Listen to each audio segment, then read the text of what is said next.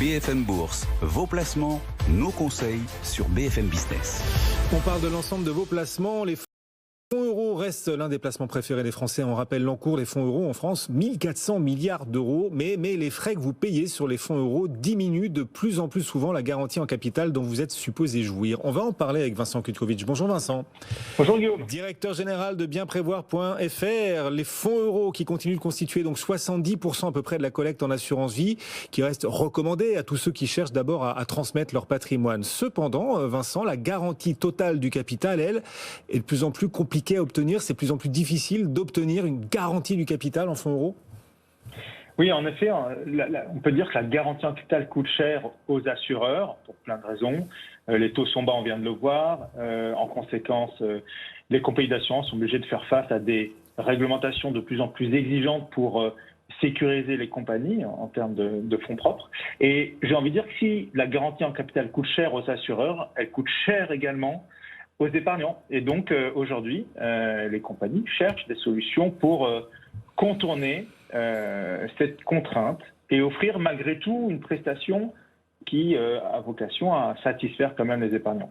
Alors quelles sont-elles justement ? Il y a mille et un instruments pour essayer de trouver les avantages du fonds euro, profiter des bienfaits du fonds euro, même si la garantie du capital est de plus en plus souvent attaquée. Quelles sont les nouvelles offres là, qui apparaissent ou qui montent en puissance pour ceux qui nous écoutent, Vincent ? Alors j'ai envie de dire, il y en a qui ont quand même choisi de continuer à essayer malgré tout d'offrir la garantie en capital classique, mais qui vont aller chercher d'autres moteurs de performance en continu par rapport à la chronique précédente. Les moteurs de performance, c'est l'enjeu. Donc par exemple, j'ai en tête que Primonial propose maintenant un nouveau fonds en euros qui va investir sur les infrastructures. On sait que c'est un sujet qui est aujourd'hui très présent dans les allocations parce que ça ressemble un peu à ce qu'offrait l'obligataire dans le passé, c'est-à-dire une forme de visibilité sur les revenus. Voilà. Et donc, malgré tout, avec ce genre d'offre, on va arriver à avoir un fonds en euros, mais à côté, il y aura une contrainte forte. L'épargnant va devoir mettre 40% en produits risqués à côté de son fonds en euros. Ça, c'est aussi ce qu'on voit souvent quand les compagnies proposent encore des fonds en euros classiques. Elles sont obligées à côté d'exiger plus de placements sans sécurité sur le capital. Ensuite, on peut, Guillaume, proposer justement, maintenant, il y a la nouvelle génération de fonds en euros. Vous m'entendez bien ? Oui, on vous suit, bien sûr, on vous écoute, Vincent, on est là, bien sûr, allez-y.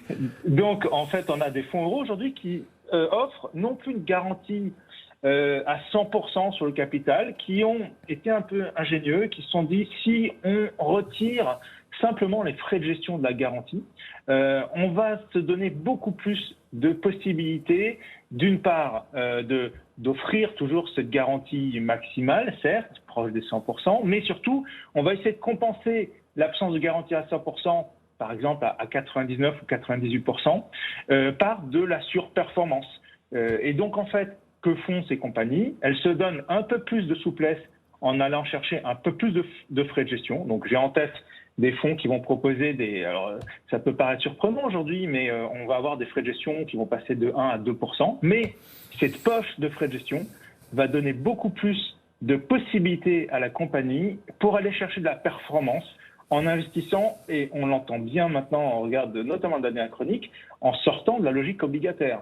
Et en se donnant un peu plus d'oxygène avec un peu plus de frais de gestion, les compagnies vont aller chercher des investissements sur le non-coté, sur l'immobilier, sur éventuellement même un peu le champ action, les actions. Et donc, de cette manière-là, elles vont avoir plus de possibilités d'aller surperformer d'une certaine manière qu'elles auraient pu faire avec une construction classique. C'est pas un petit marché de dupes quand même, parce qu'on dit aux épargnants, voilà, vous investissez en fonds euros, on vous garantit plus 100% du capital, mais seulement 99%, puisqu'on déduit les frais cette fois-ci, histoire de remplir un peu les caisses ou de renforcer les marges. Mais l'excuse, c'est de dire, grâce à ces frais supplémentaires, on va pouvoir prendre un peu plus de risques et vous proposer, même si le capital n'est plus 100% garanti, vous proposez en échange un peu plus de rendement qui, lui, n'est pas garanti non plus quand même.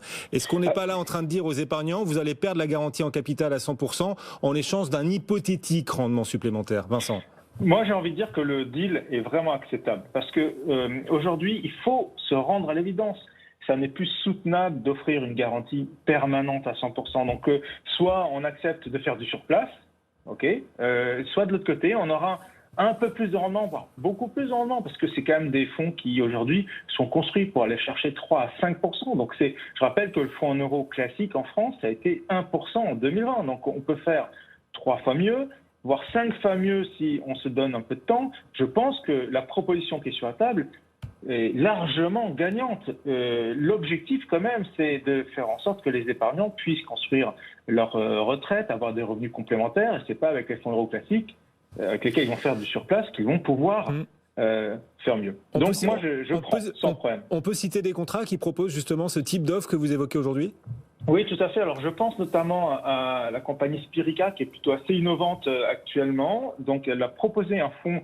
Alors, le nom est moins innovant, mais le fonds s'appelle Fonds Euro Nouvelle Génération. Wow. Au moins, ça a le mérite d'être clair. Oui. Et là, on est sur un fonds donc qui a une poche qui peut atteindre jusqu'à 30% par rapport à ses investissements sur des domaines plus diversifié, l'immobilier, le private equity notamment.